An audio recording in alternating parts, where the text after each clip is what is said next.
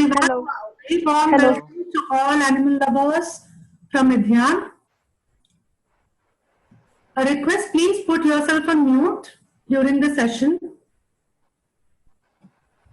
Okay, hello everyone, and a very warm welcome to all the animal lovers from Vidyan. Vidyan is an integrated knowledge sharing platform. We believe that learning should never stop. That is the reason that Vidyan has been organizing sessions on a variety of topics related to health, education, music, art, self-grooming, and many more. Since yesterday, we have begun a series of animal welfare and pet care sessions.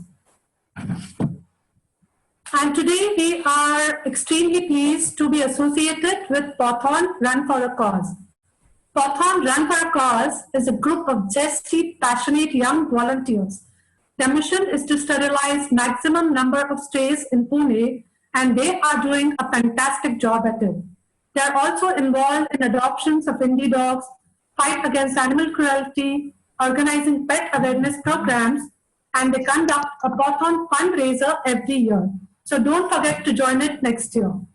We are also honored to be partnered with Pune K9 Kitchen, who deliver food worthy of dogs, people for animals, pet sitters, Animal Rescue Trust, and Crazy Paws.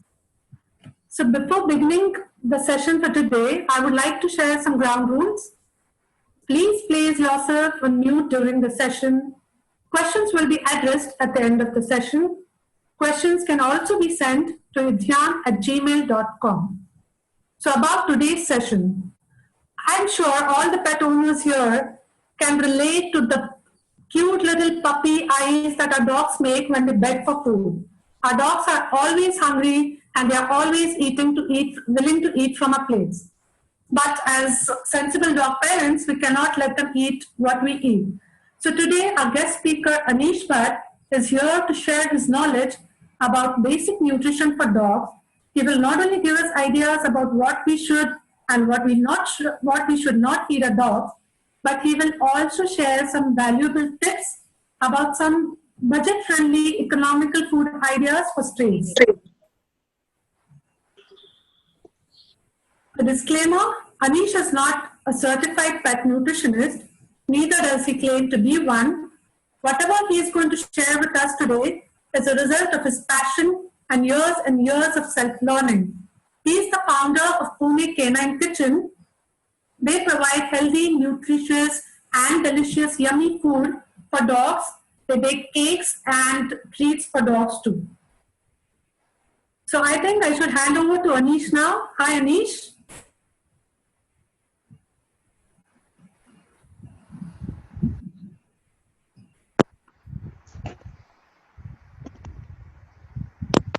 Hello? Hello, Anish. Hello, can you hear me? Yes, Anish. Okay. Hi, everyone. My name is Aneesh. And like I said, like Monica's already said, whatever I'm going to talk about is completely self-taught. What I keep researching on canine nutrition. I am not a certified nutritionist. So in case if you do take something back from this session, make sure that you discuss it with your vet before you actually make any modifications to your dog's food. Hello, am I audible? Yes, Anish. Yes. Okay. So before we actually get down to food for street dogs and what modifications you can make to your dog's diet, there are certain basics that I wanted to cover, and these things are so basic that we often neglect them and they're taken for granted. So the first thing that I would like to talk about is, believe it or not, water. So water is something that is so intrinsic to our dog's diet that and even our diet for that matter, that we really don't think twice about it. So I mean, every day you just wash your dog's water bowl, fill it with water and leave it, and you don't really monitor how much water your dog is drinking or not drinking. And that is where, as pet parents, we often go wrong. If especially with dogs who are bred for a foreign climate. When you're talking about Labradors, or talking about Golden Retrievers, you're talking about Huskies, Saint Bernards. Now all these dogs have a long, thick coat. They have been bred for cooler climates, and when you and then when you have them living here in India, obviously their bodies don't adjust so well to our climate as they normally would have, and so the need for water is even greater.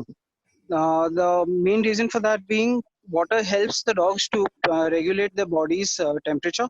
It also helps in their regular day-to-day functions. Now, if you notice, there are some dogs who are often very lethargic, and you see them panting all the time. One of the, I mean, there could be numerous causes for that, but one of the main ones is the dog not drinking enough water. So the importance of water is so much that be it any dog or a human or most mammals for that matter, they can survive for up to even a week or 10 days if they don't eat any food. But if you don't drink any water for even 2.5 3 days, that can result in death. That's how important water is. So especially now during the warmer months, most dogs don't drink as much water as they need. So one thing that I do, which with my own dogs, is every time I make chicken broth, I I fill it up in ice trays and make ice cubes of broth, of chicken broth, and I just drop a few ice cubes into my dog's water bowls.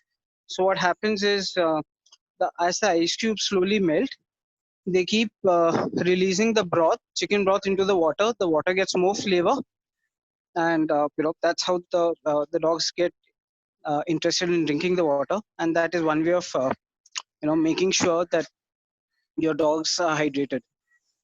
Uh, so before I get down to food, is there any questions that anyone has regarding water for dogs before I move on to food?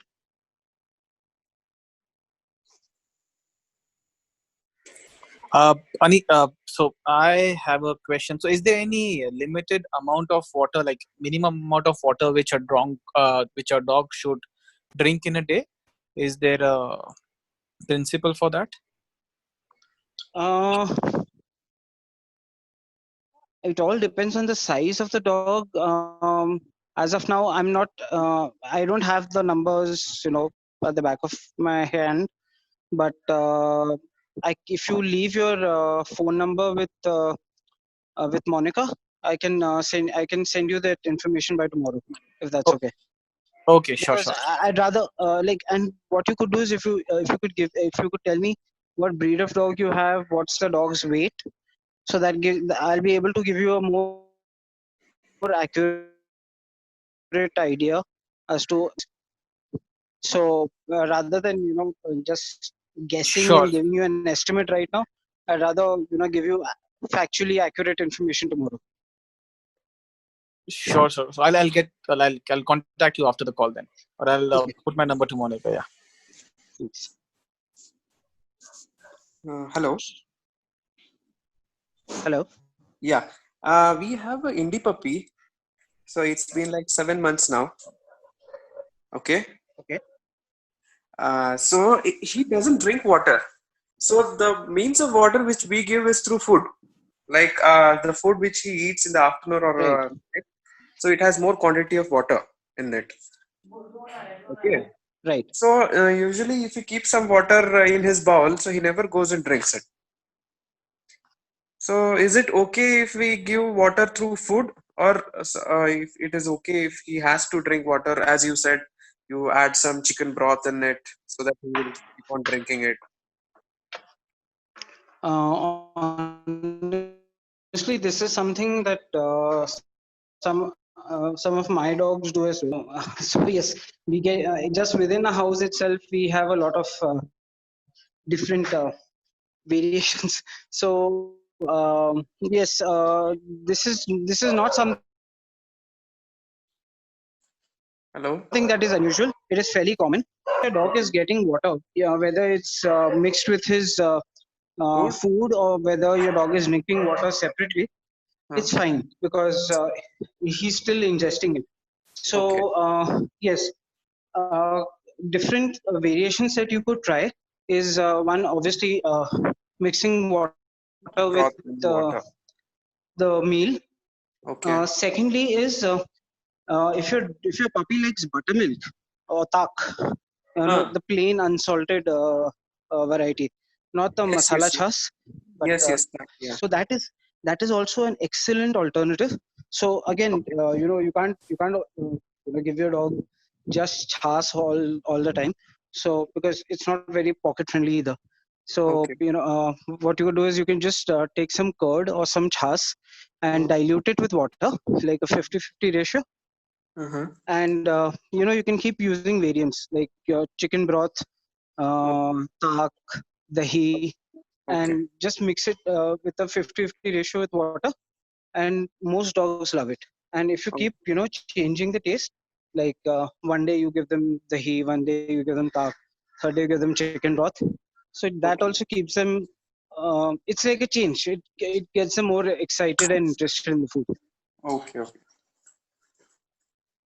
Also, one thing I forgot to mention, if your dog is on a kibble diet, no matter what the brand, no matter whether it's a premium brand or something in the economy range, Uh-huh. kibble in itself is dry Okay. because it's basically food that has been baked and dehydrated, right? Okay. So, kibble, especially if your dog is on a dry food diet, Uh-huh. water is very, very important because that's how it makes it easier for the dog's body to digest it. Okay. Okay. Fine. Thank you.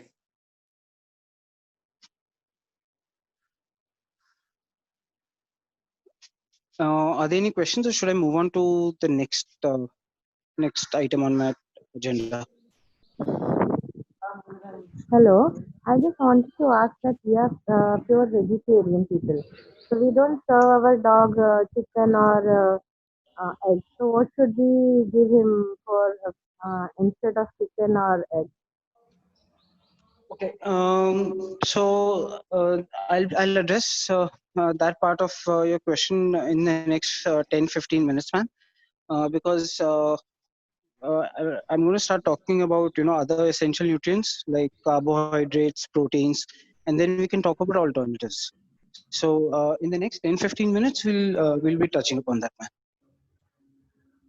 Okay.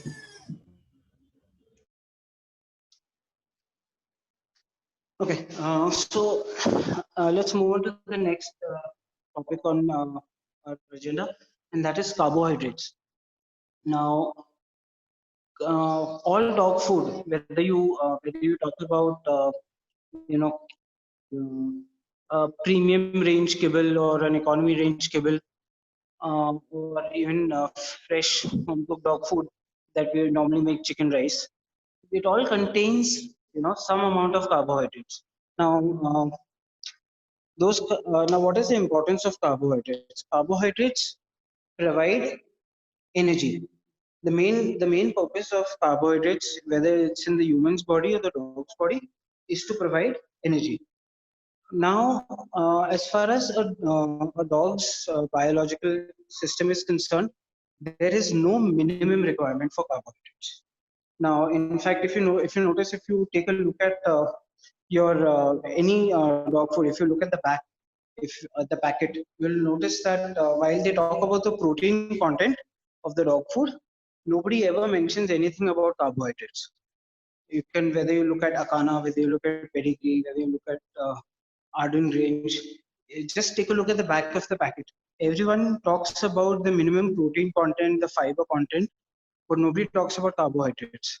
That's because a dog doesn't really need carbohydrates in theory. So, which is why that is something that people don't really uh, focus on. Now, there are two ways of looking at it. Because your dog doesn't need carbohydrates, a lot of people choose to go ahead and eliminate carbohydrates from the dog's diet completely. So they'll keep the dog on a completely um, pure meat diet or a raw diet, or even if they make food for the dogs at home, they will just give chicken and vegetables. So that's not necessarily wrong. It has its benefits, but there is a slight drawback to it, wherein you need to understand how our bodies work, or even the dog's bodies work. So the role of carbohydrates is to provide energy. So uh, the body starts when it needs energy to maintain its normal functions. The first thing that it does is it starts burning carbohydrates. So in case if there are no carbohydrates present in the dog's body, the next thing that it does is it starts burning up protein for for energy needs. Now the problem with that is that protein in itself is required for tissue and muscle repair and maintenance. And apart from protein, nothing else can do that. Carbohydrates cannot replace protein. Protein can replace carbohydrates, but carbohydrates can never replace protein. So when you keep when remove carbohydrates from your dog's diet completely, your dog's body is burning up protein for its energy needs, which is not required. The only time that that it would be good to eliminate carbohydrates from your dog's diet completely if your dog is obese or overweight. That's when the first thing you should do is eliminate all carbohydrates. No rice, no wheat, no bajra, no jawar. Like some people, they give their dogs bhakri instead of if they're on home cooked food, they give the dogs bhakri and meat, or bhakri and dahi, or bhakri and milk. So in case if your dog is overweight, the first thing that you need to do is cut out carbohydrates completely. Except in situations where your dog is overweight, ideally you should maintain approximately 30% of your dog's food should be carbohydrates, so that the basic day-to-day maintenance, the energy that your dog's body requires for regular maintenance, like just eating, sleeping, sitting, walking, whatever calories it needs. So that can be gotten from carbohydrates itself without burning up proteins.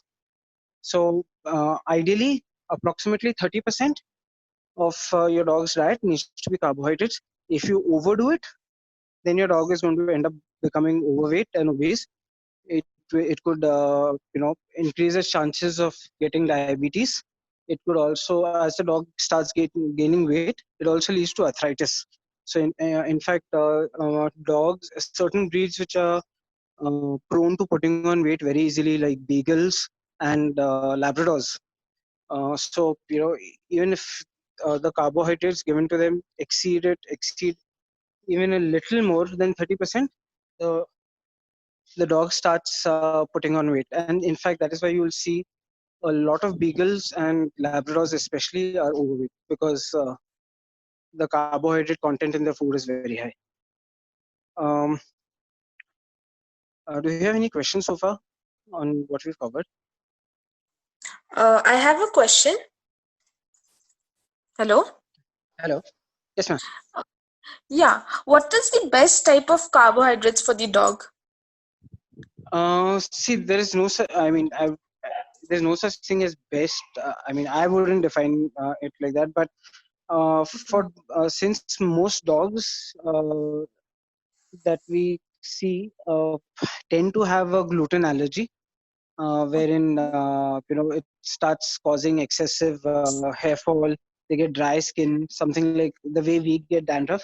They get dry skin all over the body. The skin starts flaking, and sometimes if you notice, in case of your dogs ears get inflamed and become red, they start frequent ear infections. Your dog's ears are smelling a lot, or and another very easy way to recognize if your dog could be allergic to something is if your dog licks his paws excessively. Like Okay. your dog is sitting without doing anything, and most of the time he just keeps on scratching his ears and then licking his paws, scratching his ears and then licking his paws. The ears are always red and smelling. So Hmm. that is a very a good indicator that your Hmm. dog is probably allergic to something. So in those cases, uh, the first thing that any vet would advise is first to eliminate wheat from your dog's diet. So if in case if you talk about good carbohydrates, uh, the most easy form of carbohydrates to give your dog would be rice, because it's less likely to cause allergies. It's cheap and easily available, and it mixes well with all sorts of food. So yes, I guess rice would be the best. Okay, thank you so much. Hello. Hello. Yeah, even I have a question. Yes, ma'am. My Labrador is 2.5 years old, Okay. and believe me, from past 1 year, he's not having rice at all. Okay. He just chapati and bakri with chicken. What do I do? Because you said wheat is not good. I was listening to the session. Now you said wheat is not good, but then there is no allergy. Ma'am, again, it's Yeah. in case if your dog is not allergic to wheat, there is no need to take him off wheat. He's not, because I took him to vet also about this. He said if he likes chapati, to vibha chapati de do, koi problem nahi hai. Yes, ma'am. I agree. There's absolutely no problem with He giving likes him, bakri also, which is good. Which jowar is good bakri and because bajra bakri. which is excellent because jowar and bajra also contain a lot of fiber, so which is Hmm. good for the dog's digestion. So Hmm. in case if your dog is not allergic, there is absolutely no need to take him off grains. So You then can it is right, because he's not having rice at all. He leave the bowl as it is. If I'm giving him chicken rice, he's not eating. If I'm giving him bakri rice or bakri and chicken, he takes. And Yes, like I said, if he's not allergic, then jowar there is bakri. absolutely no need to change anything about it. Then you can He's continue not. giving him. Then you Okay. can continue giving him jawar, bajra, wheat. Mm-hmm. Okay. Thank you. Thank you so much. You're welcome.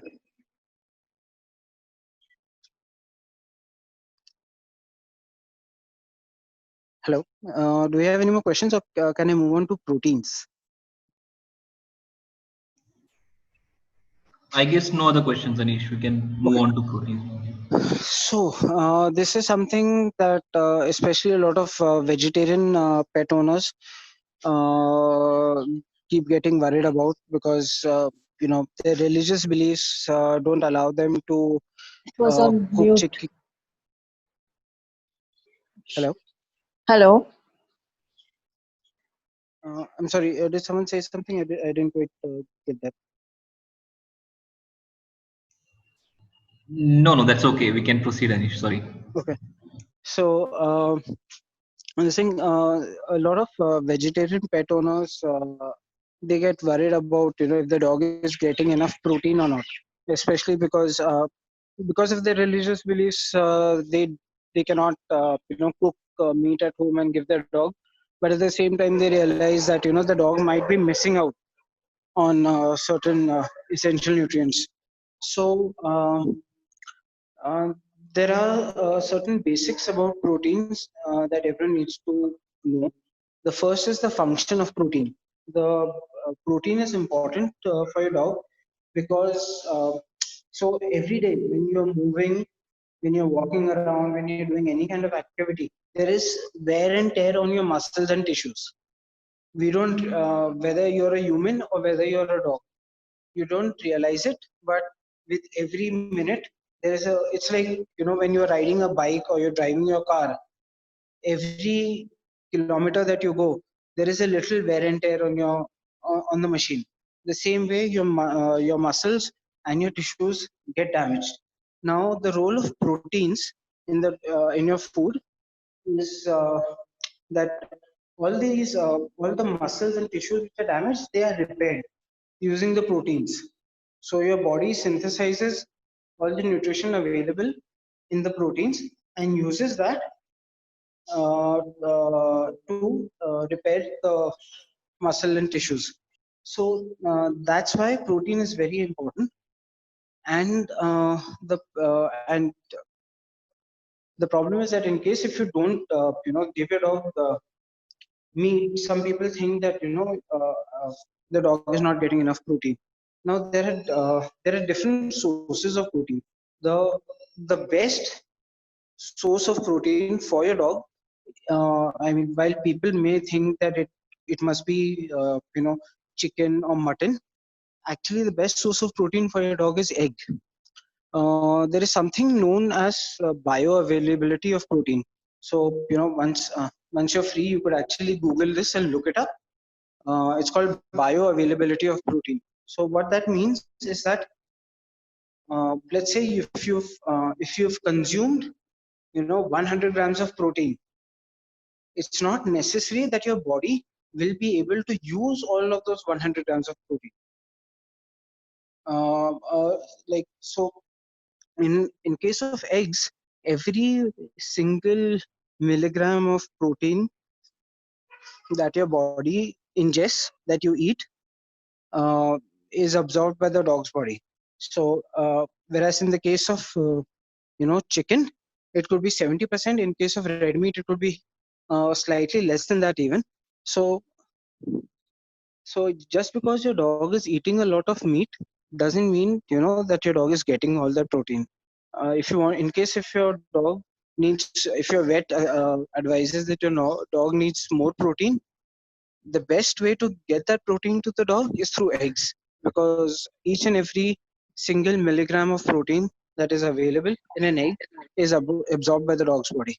So apart from eggs, you can always use chicken, red meat like mutton or any other animal, also fish. Now, as far as vegetarian sources of protein are concerned, uh, there are some options that you can use like paneer. Then you have this thing, your regular dal. Lentils are a very good source of protein. You could also now another good source of protein is soya, but I would never recommend soya for the simple reason that long term, like in case if you eat, in case if your dog consumes soya for a long term, there are studies which indicate that it causes hormonal changes, especially in females. So even in case of your dog's kibble, when you look at the cheaper brands of kibble, especially the ones manufactured in Southeast Asia, a lot of the cheaper brands come from Thailand. So if you look at the packet on the reverse, you'll see that a major ingredient in the dog food is soya, because it helps them get the minimum percentage of protein in the dog food. But that can have its drawbacks, because long-term ingestion of protein can actually lead to hormonal changes, especially in female dogs. So what you could instead do is you can stick to in case if you're a vegetarian, you can make sure that you give your dog dal without spices and oil, just plain boiled dal. If you mix it with your dog's food, your dog will get protein. If you can give your dog an egg, that would be best. And if in case if you have problems with cooking chicken in the house, even if you even if you get even if you ask a local tapri wala to boil a couple of eggs for you, and then you can give that to your dog, that also works. But apart from meat, you can also use paneer and this thing, dal. Another very important thing to keep in mind, i I personally uh, keep all my dogs on animal protein. However, in case if your dog is old, when you talk about senior dogs, who are like 9 years, 10 years, and above, as your dog starts aging, your dog's kidneys start becoming weaker. And for a dog who has weak kidneys, uh, animal protein is difficult to digest. So while I myself will always suggest that you give your dog animal protein, in case if your dog is old, then vegetarian protein is better. It puts less load on your dog's kidneys. So especially if your dog has a kidney problem, then you should start looking at paneer and tofu as alternatives, as protein alternatives.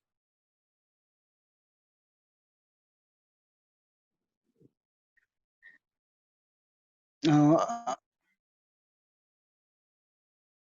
I I believe there was a lady who wanted to know what she could feed her dog because she was vegetarian. So I just wanted to check if her concerns have been addressed. Yes, thank you, sir.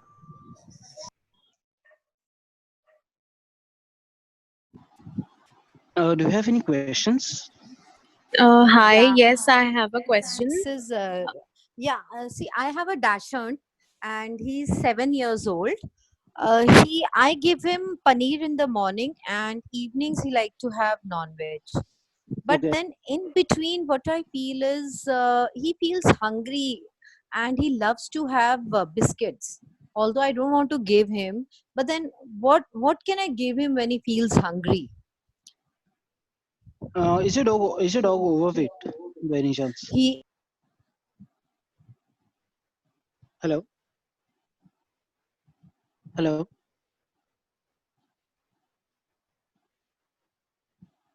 hello.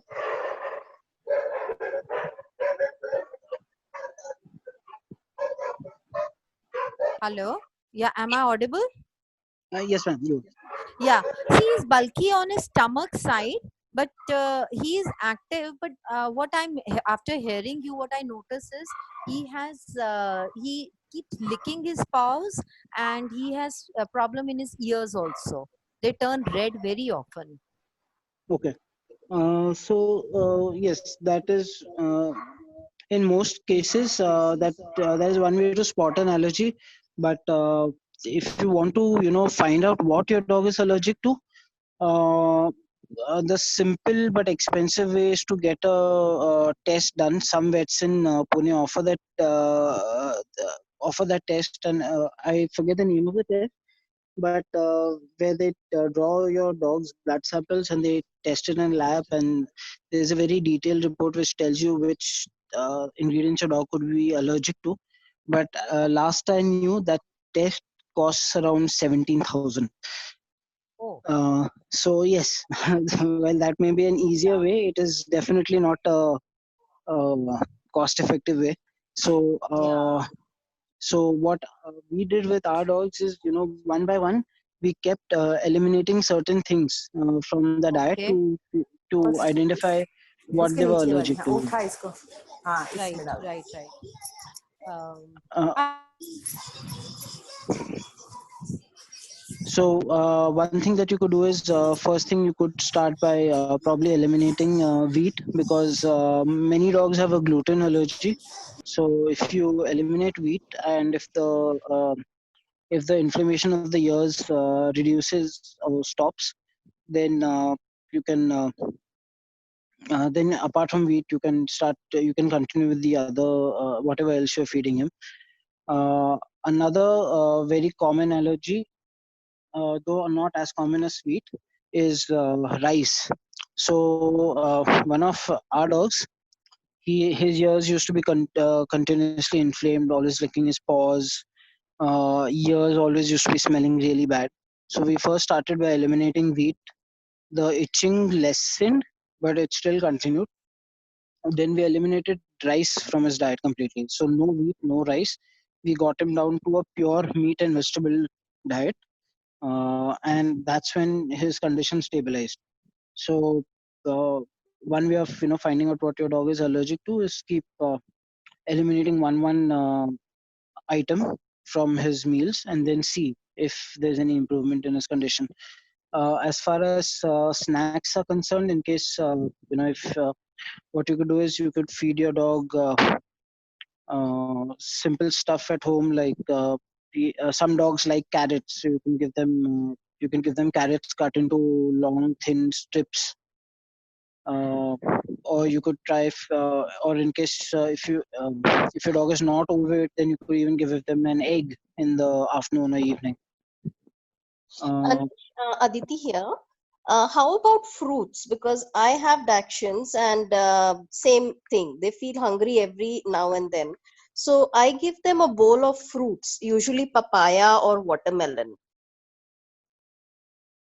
Hi Aditi. Yeah, fruits are perfectly fine. So as long as you're giving them dog friendly fruits, there's absolutely no problem with it. Thanks. Hi, my name is Tanya. I have a Labrador who's almost 2 years old, and his weight would be around 35, 36 kgs. I want to ask a little question about the eggs. So, how many eggs in a day can he be fed? Mm, okay, that again depends on what else you're feeding him. What we can do is if you could just share your email address of WhatsApp number, and then we could Okay. connect separately. Because what we'll need to do is first. Because I'm sorry. Please go ahead. yeah. So he loves eggs. So sometimes what we do is that if he's not eating food, we also put raw eggs in the food, and that's how he eats it. Is that the correct way? Can we feed raw eggs to the dog? Uh, that is both good as well as bad. Okay. In a in any Western country, raw eggs no problem. Okay. Because the standards over there, the hygiene standards when it comes to eggs is definitely better than the eggs that you get in India. So, Right.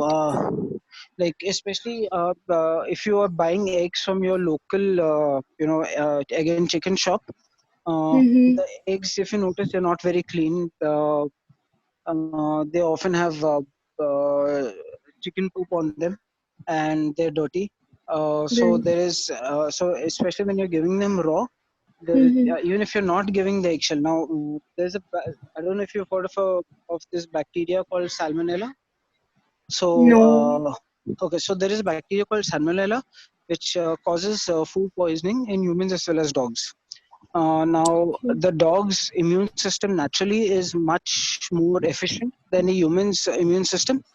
Mm-hmm. Um, if your dog is a healthy adult, Mm-hmm. then even if even if his body is exposed to salmonella, uh, the dog should be able to handle it. But in case if your dog has a weak immune system, if your dog is if it's a puppy or if it's a senior dog and the immune system is weak, then Mm-hmm. giving raw eggs, there is always a chance of salmonella poisoning. Salmonella, and so that leads to food poisoning.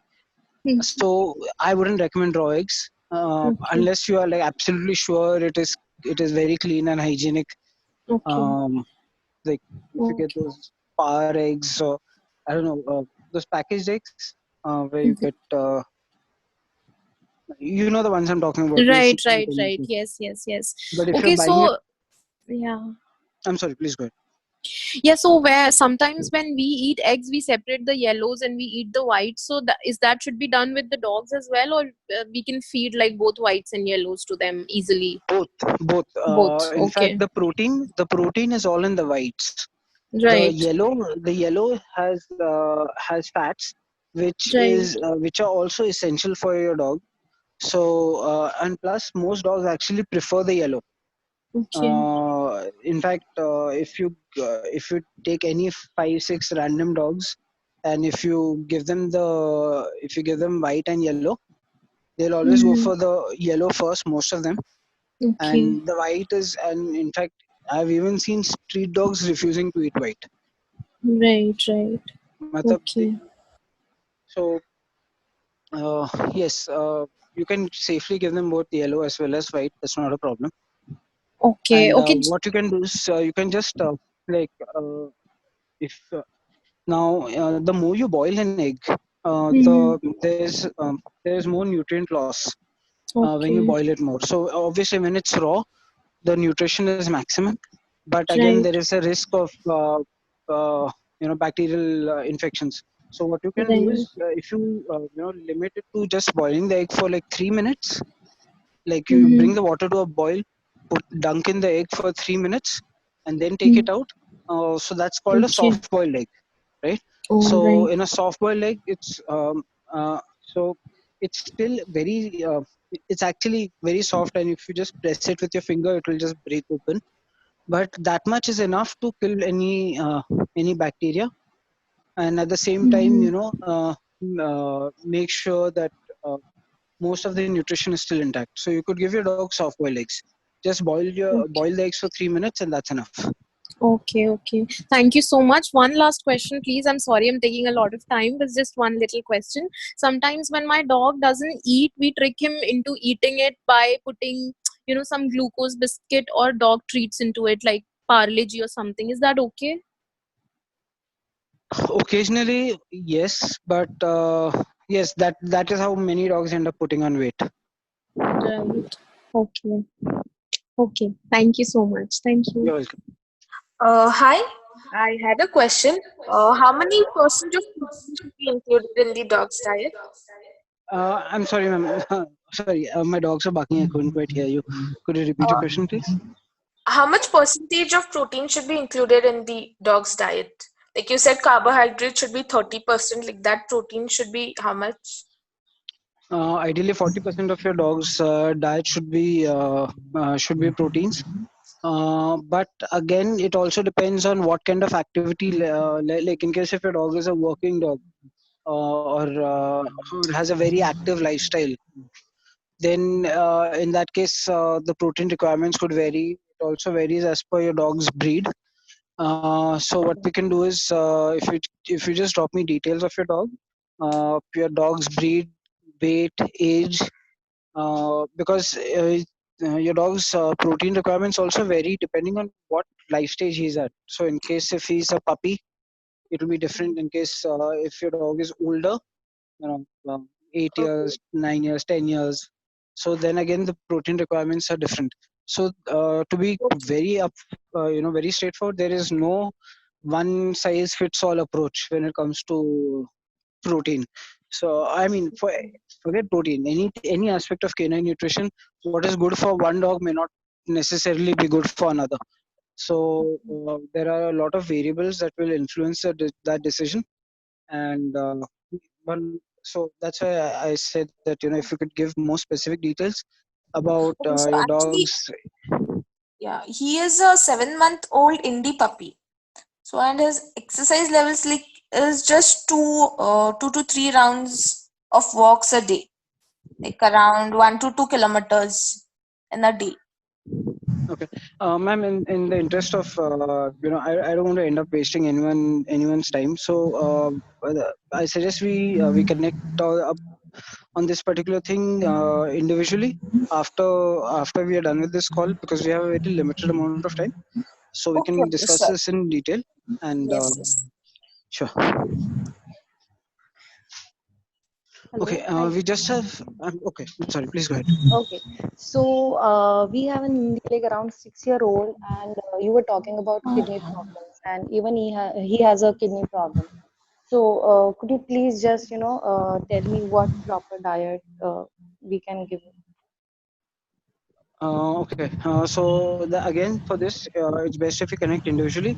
But first Okay. things, like the most major things that you need to keep in mind is that you need to avoid food which increases load on your dog's kidney. So for ideally, you would want to like reduce or better eliminate animal protein. The only animal protein, like if you stick to egg whites, that is still fine for the dog. Your dog can still handle it. But just stick to egg white. Chicken or red meat might be a very bad idea because it will just put more pressure on your dog's kidney to uh, synthesize all the meat. Secondly, you would want to you don't want to give your dog too much fatty food. So these are the two most important things. Now again, when it comes to kidneys, okay, what you need to get done is speak to your vet and find out about the phosphorus and sodium levels in your dog's body. Now, now this is something that a lot of people are not aware of, and I'm sorry I'm saying this, but even a lot of vets don't know the importance of finding out the sodium and potassium levels if they're normal in the dog's body. They just have to get a test done, because in case if you what might be good for a dog who has high levels of sodium in his body might be bad for a dog who has high levels of potassium and phosphorus in his body. So when you're talking about moving your dog onto vegetarian protein and moving your so in some cases paneer could be a good option for your dog. In some cases, paneer might be a bad option, and tofu might be better. In some cases, a mix of paneer and tofu could be better. So you definitely need to find out whether what are the sodium, potassium, and phosphorus levels in your dog's body, so that you can actually you can customize your dog's food depending on his requirement. Because what you get in the market with especially for dogs with kidney problems, you get special kibble, you get special cans, tin food. Now that is all I'm sorry, excuse me, that is all mass produced. So they just come up with a generic formula that they think will cover everything. But some of it in some cases that might actually do more harm to your dog than good, which is why tailoring your dog's food depending on his individual condition makes more sense. Okay. Thank you. So if you could if you could just contact Sunil or Monica and just leave your email address or preferably your WhatsApp number, then we can talk about this later on. But yeah, Sure. these are the Hello, can you basics. hear me? I have a question. Yes, ma'am. Do dogs have taste buds? And what I mean is, can they taste foods or do they go more by smell or what? Yes, ma'am. They do have taste buds, and they are more influenced by smell. In fact, for that matter, even humans, half of when we just when you smell the food, your mouth starts watering. The same thing happens to a dog. When your dog, even before you've kept the food in front of your dog and your dog starts drooling, that's because Yeah. your dog can smell the food. And Okay. so yes, a very large But part of. I'm sorry. but Please go they ahead. can but they can taste. Of course they can. Yes, ma'am. They can. They can. Okay. Yes. Because I had read somewhere that dogs don't have very highly developed like human level taste buds. It won't be as nuanced as humans, but yes, they can definitely. So they They can do. differentiate between sweet and salt and bitter and stuff like that. Uh, I don't know to what extent it is, whether it's just about pleasant and unpleasant or sweet salt. What I'm not aware of that. I'll have to look that up. Okay. But one thing I can definitely say is that yes, they do have taste buds. But yes, as to how effective they are, that I don't know. Okay. Yeah, I think we can move to the Hi, next thank one. you. Thank you. You can move on. Uh, I see that we just have around 8 or 10 minutes. So can we move on to street dogs? Because I know that a lot of people actually wanted to talk about street dogs and what can we do to feed them. Yes, please. Okay. So one thing that we need to keep in mind when you talk about street dogs is that a lot of them don't get adequate nutrition even when they're foraging. Some of you may have, I don't know how many of you have witnessed something as bad as a dog eating from a, a baby's diaper that has been discarded. So I've seen street dogs eating that because they're not getting anything else. So a street dog typically is not getting the kind of nutrition or the amount of nutrition it needs. But at the same time, we again, unless people are supporting you with donations, you can't really afford to feed a large number of dogs a good meal every day, especially if you're doing it on your own without taking help from others, financial help from others. So as an individual, what is it that we can do? uh, um, Now if you buy, let's say if you're feeding each dog one packet of Parle-G, you're typically spending 5 rupees on a single packet of Parle-G, and you're actually causing more damage to the dog than giving him nutrition, because what happens is the in case, especially if any of you either live or work in Magarpatta city, if you've been to the destination center, you'll find a lot of these really big obese dogs. People keep feeding them glucose biscuits, and if you look at those dogs, you will not believe that that they're street dogs. So they're very overweight, and in all probability, they're even diabetic. So this, apart from diabetes, it also causes overweight dogs to develop arthritis. So instead of Parle-G, what you could do is, the best option is an egg. A single egg will also cost you 5 rupees. A packet of Parle-G will also cost you 5 rupees. Also, eggs are simpler and easier to distribute among a large group of street dogs.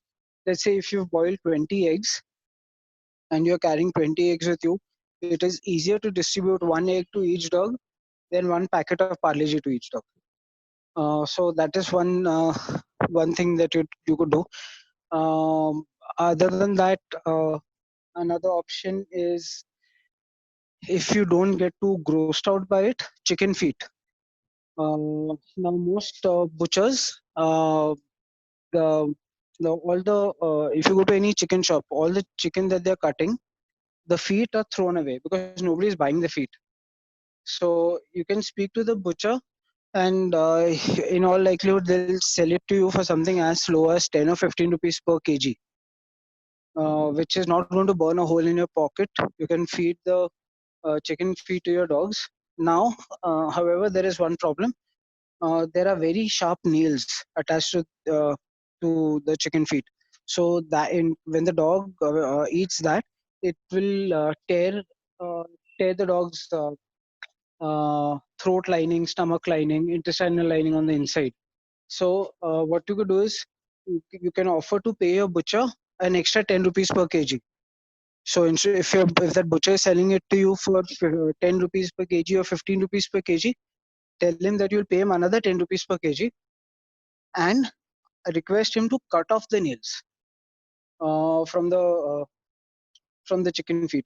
So that ensures that it doesn't cause any internal bleeding. It doesn't injure the dog on the inside, and that is also another good alternative for feeding street dogs. Does anyone have any specific questions when it comes to street dog feeding street dogs? I will. Can I ask it? Hello, ma'am, your voice is breaking off. Hello. Can you hear me? Yes, ma'am. We have a few stray dogs in our society, so I feed them chicken and rice. Is that okay? That is excellent, ma'am. Okay.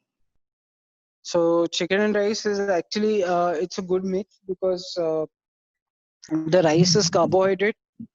It gives it gives those dogs enough energy to function, to stay alive, for the body to carry regular activities. The chicken gives them protein, What you could also do is, in case if if whenever it's possible, if you could add this thing, if you could add pureed vegetables when you're making the chicken rice for the dogs. If you add pureed vegetables, that will be good. It will provide them with more vitamins and minerals. The reason why I'm saying pureed vegetables is that the dog's digestive system is not very efficient when it comes down to breaking down vegetables. So, in fact, if you notice that in case if you ever feed your dog, cubes of vegetables, like if you've cut carrots in cubes or pumpkins in cubes, or even green peas, when your dog poops, you'll often notice that those vegetables have come out intact. That happens simply because your dog's body is unable to break it down. So, but at the same time, those vitamins and minerals are very necessary. So the best way to do it is to puree it. So when you puree the vegetables, your dog's digestive system doesn't really have to work to break it down, because by pureeing it, you've already broken it down. So then that nutrition is absorbed easily. So what you're currently feeding them is excellent, but you can make it even better by adding like when you're cooking the chicken rice, at the same time adding the vegetable puree to it as well, to make the meal more balanced. Even though the vegetables are boiled with the meat, even then they are difficult to digest. If yes, if you talk about diced vegetables, yes, Yeah. the dogs. So again, in whether it's a dog or a human, we have amino acids inside. We have amino acids in our body, right, which break Yeah. down the food. So in fact, there are multiple types of enzymes in the dog's digestive system. Now, when it comes to breaking down vegetables, the dog's body isn't evolved that way. While humans and all primates can efficiently break down all vegetables, dogs can't. Their bodies are more efficient at breaking down meat. So the vegetables, even if you boil it, it's still going to come out intact in most cases. And the dog isn't really absorbing anything. So Thank you. ideally, the best thing to do would be to puree the vegetables and add the vegetable puree raw to the cooked food. But if the dog is finicky, if the dog is a fussy eater, they're not going to eat it. So in case if you want the dog to eat it, in case if your dog is not eating raw vegetables which have been pureed and mixed with the chicken rice, in that case it's better to cook it along with the chicken and rice, so that the flavor from the chicken gets absorbed by the veggies, by the vegetable puree. It all gets mixed up and it's more appetizing. Thank you. Right. Hello. Hello. Aneesh. Yeah, this is Vibha. I'm feeding Biro food. Biro, which comes pedigree, sort of like, it comes, the product name is Biro, like pedigree, and milk mixed with water to them. Is it okay? Honestly, for a dog who's living on the street and is not getting food on a regular basis, anything you feed him is okay. So whatever works. I'm being very practical here. We all need to be practical, because Appreciate. Yeah. at the end of the day, we also have our own households and homes to look after. We have our own expenses to look after. So you need to be practical, whatever works for you. So in case if Actually, I was feeding pedigree before, but now I think 15-20 days I switched to Biro, because almost I'm feeding a 4 to 5 kg Biro every day. So sort of like, asking you about this product. See, I don't talk about kibble. I don't pass any comments, and it's a conflict of interest for me, because my business is dog food. That is how I make a living, by cooking food and supplying it to pet parents. So so even if I give my honest opinion, my honest criticism of dog food, it will always be taken that हाँ इसका तो धंधा है, तो ये तो बुरा बोलेंगे dry food के बारे में. which is why I don't talk about it. No, I just want to put it out there. So I never comment on, if anyone asks me about dry food, I never say a word about it. But what I will suggest is, to make it more pocket friendly for you and also better for the dog, is instead of milk, use buttermilk.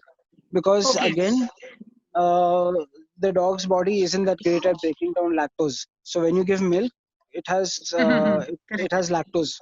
So most of what you're giving is actually being wasted. So instead, if you give buttermilk, one, it is cheaper. When you talk about milk, milk is typically the 23 rupees for half a liter, 25 rupees for half a liter, something like that. Yeah. 25 rupees half liter, right? Whereas buttermilk is typically between 11 and 15 rupees for half a liter. Yeah, right. So 20 rupees, but then if you're mixing it with the water, yes. So buttermilk The is one quantity is more. cheaper. Yeah, buttermilk is cheaper than milk. Also, from in the case of buttermilk, the lactose has already been broken down. So so that is uh, so it's actually better for the dog than milk. Good Better for suggestion. you, better for your pocket. So instead of milk, just replace it with buttermilk, and it's overall an improvement. Okay, thank you. Thank you. It is a good suggestion. Yeah. Thank you so much.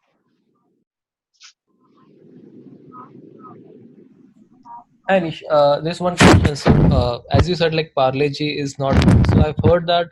I mean, I don't suggest, but is Marigold better alternative in the worst case, or I mean, Marigold is marginally better than Parle-G because it has less sugar. okay. And But again, even whether you're feeding the dog Marigold, whether you're feeding the dog Parle-G, I'll still always suggest that even if you give the dog one egg, from a nutritional perspective, it will do much more. It will be more beneficial for your dog than even if you feed him 3 packets of biscuits. That dog is not going to get too much of protein, barely any protein. Whereas if you feed the dog an egg, that dog is getting protein, that dog is getting carbohydrates, that dog is getting fats, that dog is getting vitamins and minerals, everything in one tiny egg. yeah. So and as far as cost is concerned, there is not much of a difference. Yes, it's more of an effort, to boil the eggs, peel them, and but yeah, I guess what everyone does what they can, and no one should judge anyone else because everyone is in a different situation. Some people have time but don't have money, some people have money but don't have time, some people have neither time nor money. So yeah, so whatever works best in your situation, as long as you're doing something to help the street dogs, it works. Yeah, well said. Thanks a lot. Sunil, Monica. Hi, I had last one question. Can we give Yes, ma'am. eggshells to dogs for natural calcium? Yes, eggshells are the most efficient and practical source of calcium to give a dog. But again, you need to keep in mind that you don't give your dog too much, because okay, first of all, eggshells, they're a good source of calcium. They're cheap because normally after you cook the egg, you're just throwing the eggshells away. So instead, you can just powder it and add it to your dog's food. However, there is one thing that you need to be careful about: excessive calcium.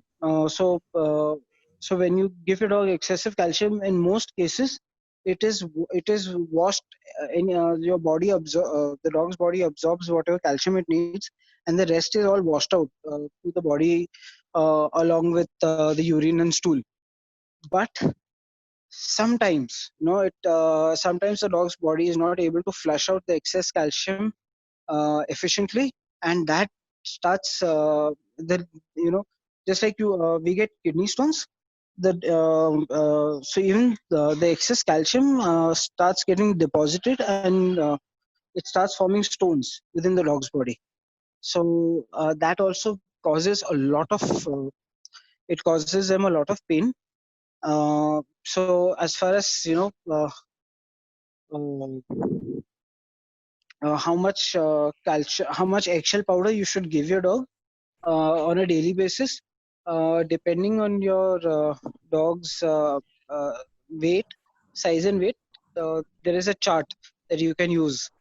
So actually, if you go onto my Facebook page, you should be able to find that. If not, you can just send me your WhatsApp number, and I can send you the link.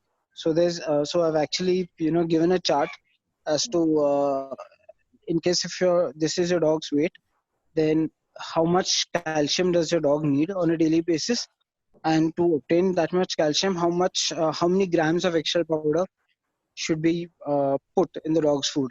So I can give you a breakup of that. Okay. Okay, we'll do that. Thank you. Okay. Thank you, Aneesh, for the wonderful insight into this topic.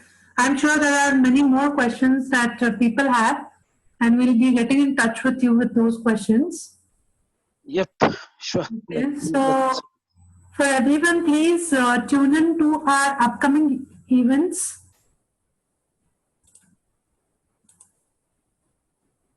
Okay, Monica, I'll be dropping off. I need to.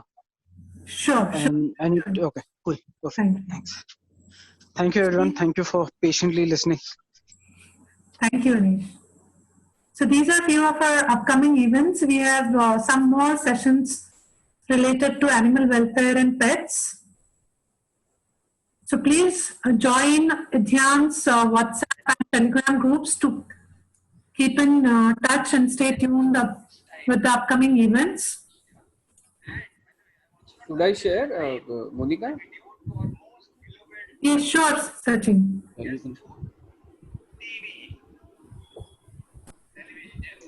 Is the screen visible? Yes.